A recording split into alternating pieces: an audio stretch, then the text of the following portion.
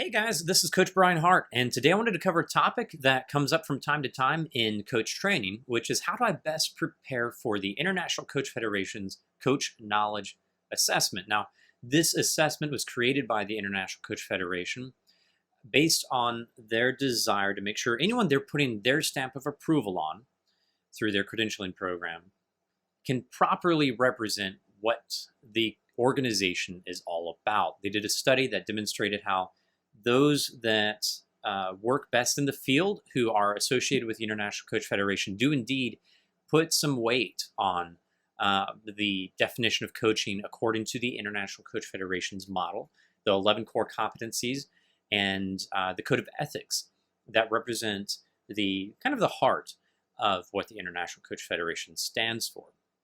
And so they wanted to use this coach knowledge assessment to help coaches going through their credentialing process be able to confidently express a knowledge of these most important things to the International Coach Federation. What I learned in my own process of preparing for that and getting everything in line so that I could confidently go in and take the test, I've put together in a blog post that's over on Coach Training EDU, and I'm going to reference that in the show notes so you can check that out yourself. The summary of that article and what we'll talk about briefly here today is, number one, rely on your ICF certified training. If you are going after credentialing with the International Coach Federation, you have to go through a program that they have put their stamp of approval on as well. But don't just take that for granted, that as you've gone through that content, you will now be prepared for the coach knowledge assessment. You do need to process that content, not only knowing what the details are, but how they are implemented into real life coaching. Along those same lines, if you're in any college course, any class in general, one of the best sources of information for preparing for a test is to ask the teacher themselves. And so you go to the International Coach Federation's website, look at all the content that they have. And probably the most helpful content is the core competencies comparison chart that we're going to take a look at here in just a second. But also rely on other coaches who have taken the coach knowledge assessment as well. And that's something that I featured in that blog post. Plenty of links to other articles and a video or two that you can reference to make sure you are well prepared from the perspective of other coaches who've gone on to do the test themselves. Real quick, we're going to take a look at the International Coach Federation website for the core competencies stuff. You can see the two options listed here. This first one, core competencies, just gives you the overview of the 11 core competencies. By far, my favorite thing that I used in preparing for this test was to go to the competencies comparison table and take a real quick look at that. And it gives you a breakdown of each of these competencies. And just to take one of these as an example, with coaching presence here, keep in mind that the questions on the test are going to look at more from the PCC and MCC level. We can get the ACC with this kind of adherence to the competencies. The questions really do look at coaches making decisions that are following through with really diving in deep with the competencies. So just take a look at this, and what I found helpful is to really ask myself, what is the distinction between each of these levels? And what is that saying about how the International Coach Federation would like to see me applying myself to these to these competencies in real life? A couple more thoughts. So my two main takeaways that I feel are the most separate from the other stuff that's already out there on the coach knowledge assessment is, number one, prepare for thoughtful questions. And number two, prepare for business questions. So don't expect to see many or any necessarily definition questions. What's the wheel of life? What is an agenda? I mean, there are some questions that are more basic and do get at some of the what details of the content that you'll see in an International Coach Federation approved class.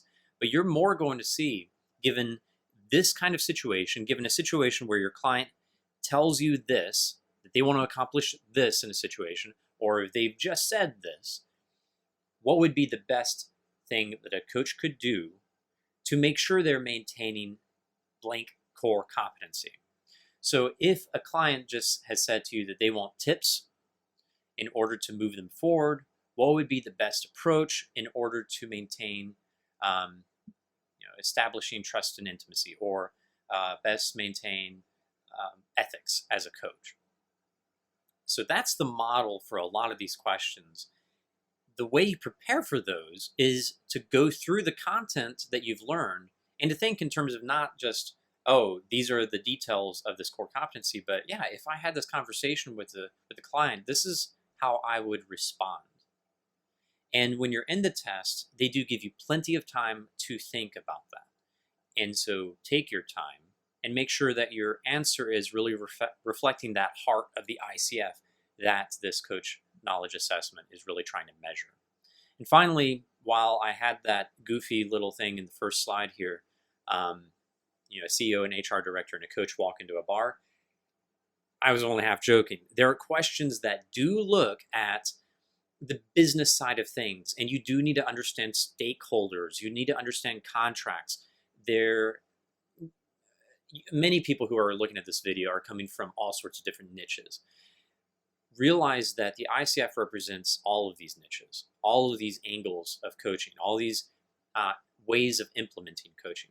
So some of the questions are going to come from maybe a more corporate perspective, or maybe from a more entrepreneurial perspective.